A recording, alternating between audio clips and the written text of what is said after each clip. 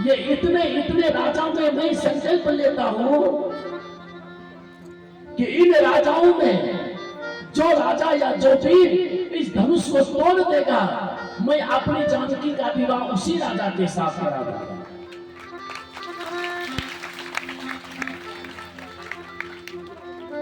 आज भरी सभा में जनक जी ने अपना संकल्प, अपना प्रण सुनाया।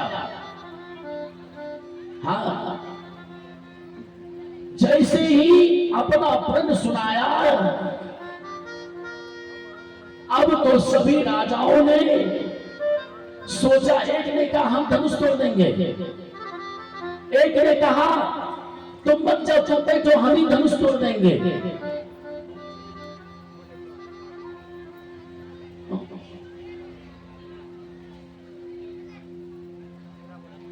एक ने कहा हम ही धनुष तोड़ देंगे। एक एक राजा उठ करके जाते थे, परिकर बांधते उठे अकुलाई, चले इष्ट देव सिरनाई। एक एक राजा उठता था और अपने इष्ट देव को स्मरण करता था और सीधे धनुष के पास जाता था। धनुष को उठा नहीं पाता था तो मुंह लटका के ऐसे चला रहा था, क्योंकि शंकर जी का पिनाक धनुष था। महाराज जनक ने देश देशांतर में धनुष तोड़ने का न्योता दिया था, पर अयोध्या में महाराज दशरथ को न्योता नहीं दी। ऐसा क्यों? महाराज जनक इस बात को जानते नहीं थे कि अयोध्या का सम्राट महाराज दशरथ है। जब देश देश में हमने जाकर के निमंत्रण दिलवाया, तो फिर अयोध्या में महाराज दशरथ को निमंत्रण क्यों नहीं दिलवाया? क्या कारण? इस बात को जो उनके कुल पुरोहित थे सतानंद जी ने कहा था कि महाराज हर जगह धनुष यज्ञ का निमंत्रण देना, पर अयोध्या मत देना, अयोध्या मत देना महाराज दशरथ को निमंत्रण। जनक ने कहा क्यों, क्या बात है? सतानंद ने कहा ऐसे ऐसे बात है। बोले क्या?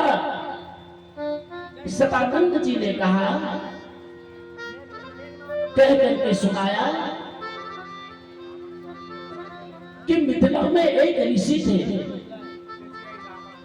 और वो ऋषि तप करता था जंगल में, और उसी मिथिला में एक सुहागिन स्त्री थी, पतिव्रता नारी थी, जो नित्य निरंतर वह पतिव्रता नारी पति की सेवा करती थी। सुनिएगा ध्यान से। महाराज जनक ने अयोध्या में महाराज दशरथ को निमंत्रण क्यों नहीं दिया, इसके बारे में हम आप लोगों को बता रहे हैं। रामचंद्र मानस में नहीं मिले।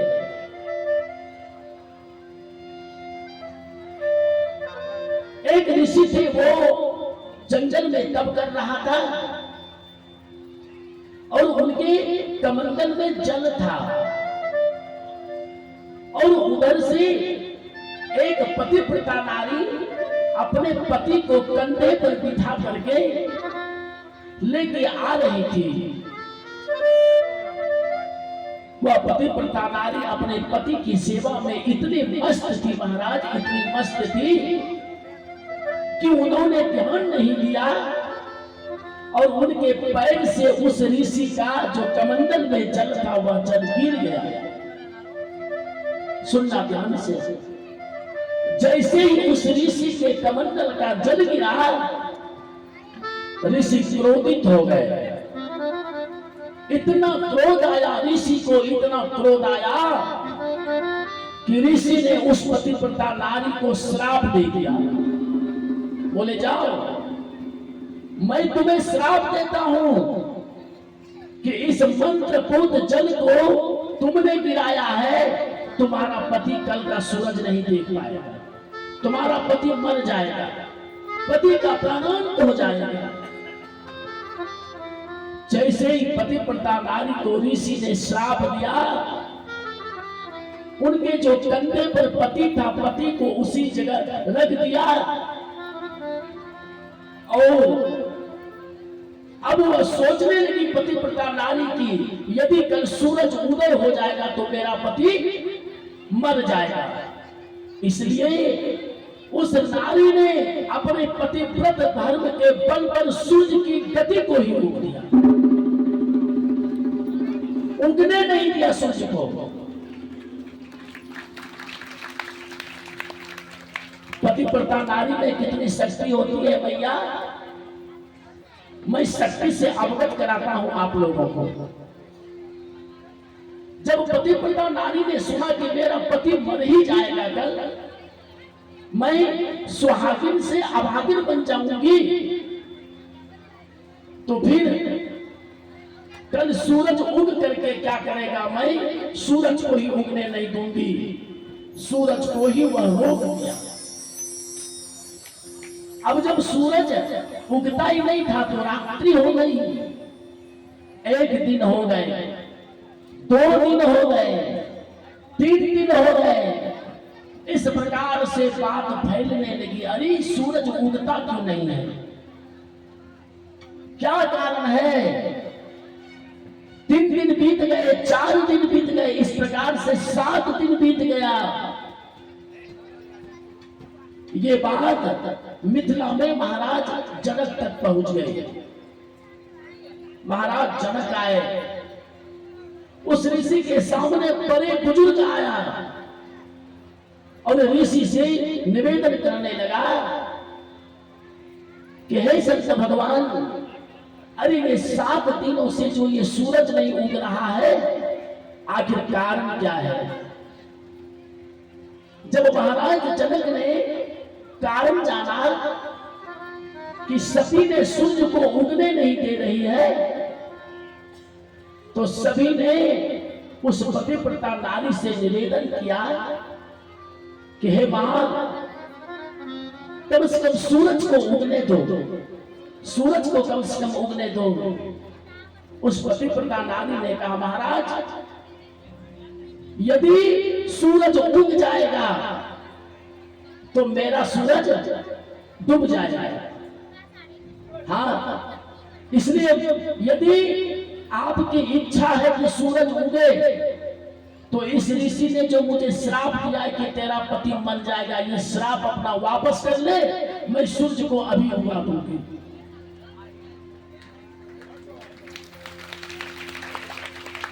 हाँ, संत समाज उस ऋषि से प्रार्थना करने लगे कि हे महात्मन, आप एक अबला स्त्री से क्यों लगते हैं? आप तो ऋषि हैं, आप तो महान हैं, आप संत हैं।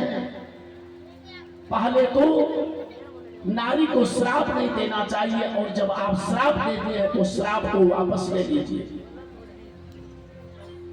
ऋषि ने कहा, जब एक नारी होकर के ये श्राप अपना वापस नहीं ले सकती है, तो फिर हम भी श्राप वापस नहीं लेंगे।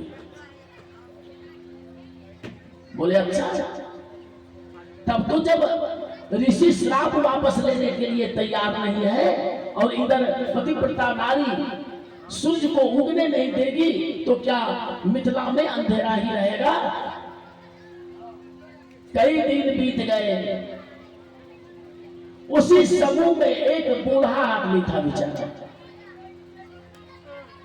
वो बूढ़ा आदमी आया और कहा कि सुनो, ना ऋषि को कहो, ना इस नारी को कहो, इसका समाधान हम निकाल देते हैं। बोले क्या? बोले सुनो, यदि इस इलाके में कोई पतिव्रता नारी हो, तो वह पतिव्रता नारी आवे और कच्चे धागे से कच्चे घड़े में उस धागा को बांध करके और कुआं से जल खींच करके यदि इसके पति को नहला दे, तो ऋषि का श्राप भी समाप्त हो जाएगा, सूरज भी उग जाएगा।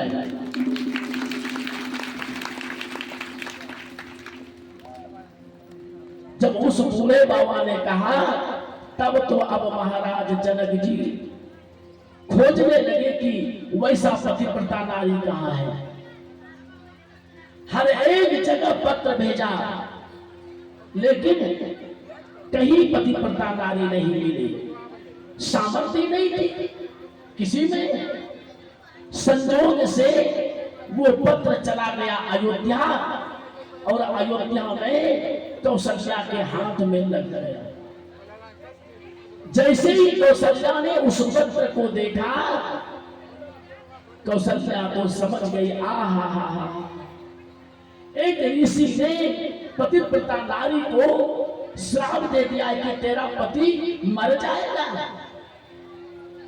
अच्छा, कोई बात नहीं, मैं उन सती की पति को जरूर बचाऊंगी, चाहे जो भी हो। तुरंत आज कौशल्या गई महाराज दशरथ के पास और कहा, स्वामी, एक पतिव्रता नारी की पति को हमें बचाना है, आप आज्ञा दो। आज महाराज दशरथ ने कहा, जाओ, तुझे मैं आदेश देता हूं कि जो कार्य तुम करने जा रही हो, उस कार्य में तुम्हारा सफलता हासिल हो और तुम किसी के पति को बचा करके आओ। आज कौशल्या जैसे सज धज करके राज दरबार से निकलती है कि उनके यहाँ एक दासी थी, वो मैत्राइन जानते हैं ना, मैत्राइन को मालूम चल गया और वो मैत्राइन दौड़ करके आई और कौशल्या जी के चरणों में गिर गई। बोले, मालकिन कहाँ जा रही हैं? बोले, ऐसे ऐसे बात है, अरे किसी की जिंदगी का और मौत का सवाल है, मुझे जाना ही होगा। बोले, सुनिए, ये छोटी सी काम के लिए आप जा रही हैं? बोले, अरे ये छोटी सी काम है। बोले, हाँ मालकिन जी, ये छोटी सी काम के लिए आप मत जाइए, इसके लिए तो मैं ही काफी हूं।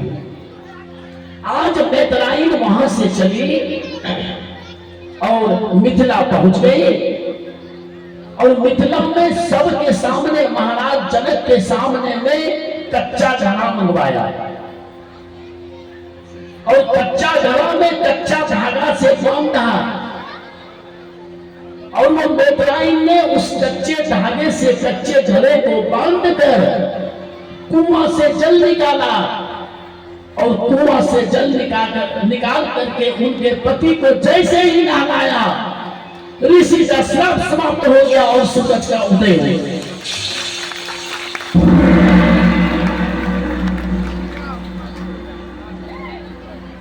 ऋषि का श्राप समाप्त हो गया और पतिव्रता नारी का पति बच गया। ये महाराज जनक जी अपनी आंखों से देखे, इसीलिए महाराज जनक ने सोचा कि जब अयोध्या की मैत्राइन ये पतिव्रता नारी के पति को बचा सकती है, तो यदि अयोध्या निमंत्रण मैं दूंगा और ये छोटा सा काम कर सकती है वहां का, और यदि अयोध्या निमंत्रण दूं और अयोध्या से आकर के कोई इस बिना धनुष को तोड़ देगा, तब तो जानकी का विवाह उसी के साथ करना पड़ेगा मुझे, इसलिए नहीं दिया गया। समझ गए आप लोग? इसीलिए महाराज जनक को डर था। हाँ, महाराज जनक को डर था, इसीलिए अयोध्या में महाराज दशरथ को निमंत्रण नहीं दिया। एक कारण। दूसरा, वो बिना धनुष आया कहां से? ये भी तो बात है।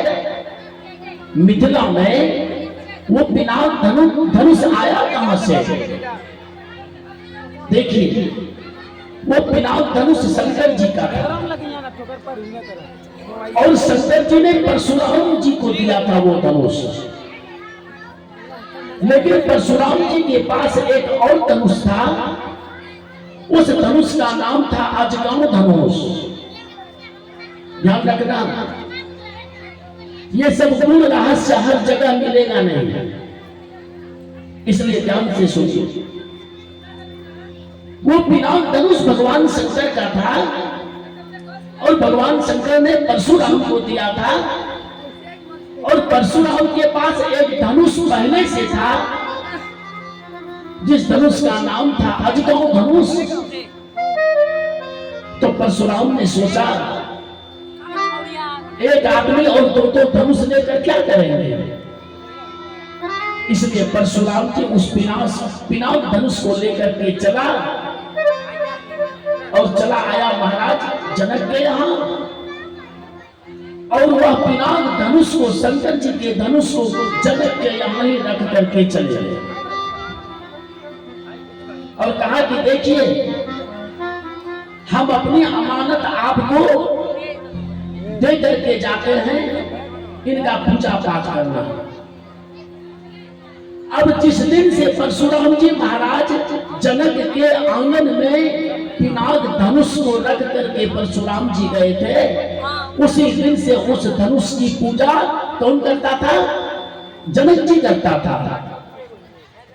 एक दिन जनक जी ने कहा अपनी बिटिया से, अरे जानकी इधर आओ,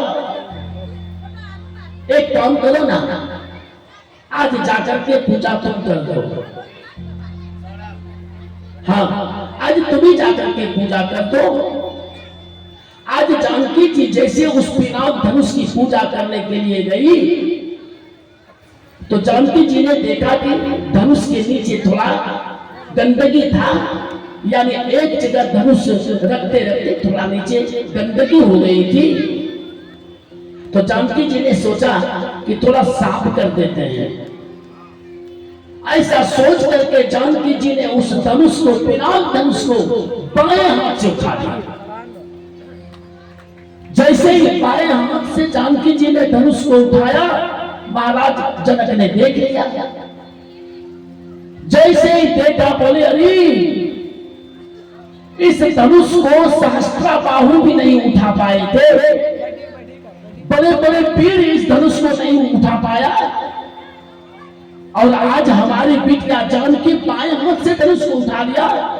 तो जाओ, आज मैं प्रण लेता हूं, संकल्प लेता हूं कि मेरी बिटिया की बाएं हाथ से धनुष जो उठाया है, इस धनुष को जो वीर तोड़ देगा सभा में, मैं उसी वीर के साथ अपनी बिटिया जानकी का विवाह कर दूंगा।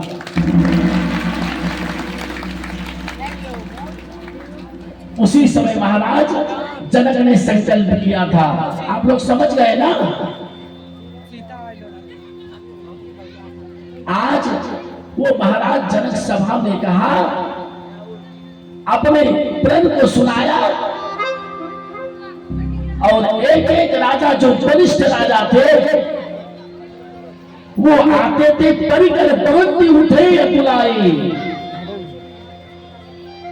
धनुष तोड़ने आते तो थे, लेकिन धनुष छूने की बात तो दूर, सकता भी नहीं था, और धनुष को देखते ही चले जाते थे मुंह लटका करके, इतना धनुष में पावर था। हाँ, क्योंकि सभी राजा वहां अहंकारी थे ना, सबको मन में था कि जानकी से विवाह हम करेंगे, या धनुष तोड़ने की बात थी। सभी राजा मन में सोच रहा था कि इंद्र इतना सुंदर है, चलो चलो धनुष तोड़ो, धनुष तोड़ोगे जानकी से विवाह हो जाएगा। जो राजा बुद्धिमान था ना, वो धनुष तोड़ने की तो बात दूर, वो जाते भी नहीं थे, वो खड़े हो जाते थे और धनुष को सिर झुका के प्रणाम कर लेते थे। तो दूसरे राजा कहते थे, हो गया, आए तो थे धनुष तोड़ने, लेकिन धनुष तोड़ा नहीं। बोले सुनो, हम धनुष तोड़ने नहीं आए हैं। बोले तब? बोले हम जानकी को आशीर्वाद देने आए हैं। बोले जानकी से आपका क्या संबंध है? बोले सुनो, जानकी का जन्म कहां से हुआ है? पृथ्वी से, और मैं भूपति हूं, इसलिए जानकी हमारी बेटी है। बताओ, बेटी से बाप शादी करेगा, विवाह करेगा? इसलिए हम जानकी को आशीर्वाद देने आए हैं, हम वरदान देने आए हैं, हम धनुष तोड़ने नहीं आए हैं। एक एक करके। ओ विनोद जी, धनुष तोड़ने वाला जो देश विदेश से आए थे, कहां चले गए जी? जितने भी धनुष तोड़ने वाले हैं पहलवान राजाओं, आप जल्दी आओ, नहीं तो दूसरा कोई तोड़ देगा तो फिर हिलाते रहेंगे। जितने धनुष तोड़ने वाले हो राजा लोग, बस मोह चटले रह जाए। अब जब एक एक राजा से नहीं जुटा तो सब मिल करके विचार किया। सुनो, काला पत्थर वाला कहाँ है धनुष तोड़ने वाला? पहले एक एक राजा आएगा तब तो नहीं, एक बार जुटने दीजिए राजाओं को, जुटने तब पता चलेगा किसमें ज्यादा था। काला पानी से आने वाला और उसका हेलीकॉप्टर कब आएगा? वो तो बोला कि हम आ रहे हैं। इसका बाद प्रेम से बोलिए आनंद कंद भगवान की जय। जय राम श्री राम, जय राम श्री राम, जय राम, जय राम। जब जान बंदे, जब जान बंदे, सुबह और शाम। दोनों हाथों में लिया, दोनों हाथों को।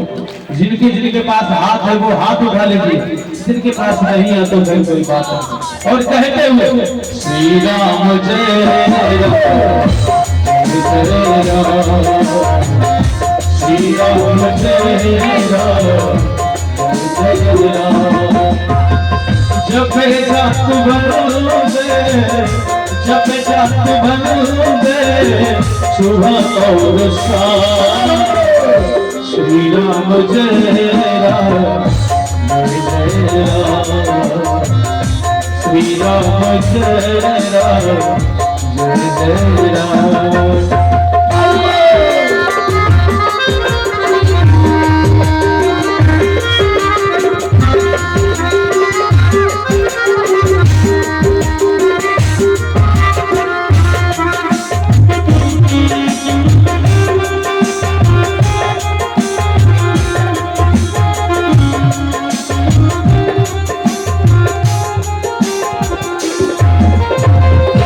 कलयुग में केवल यही नाम साचा,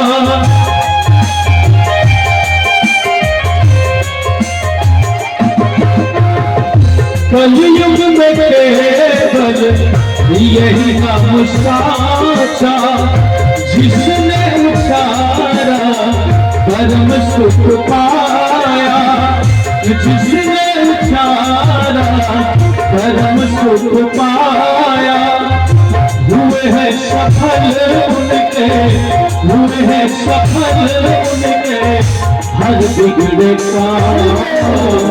दोनों हाथों को श्री राम जय जय जय।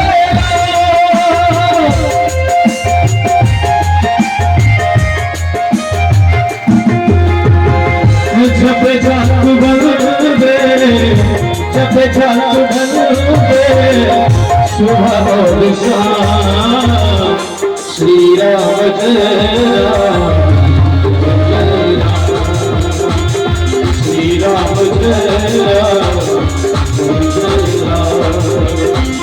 जब जात बंदे, जब जात बंदे, सुबह और शाम।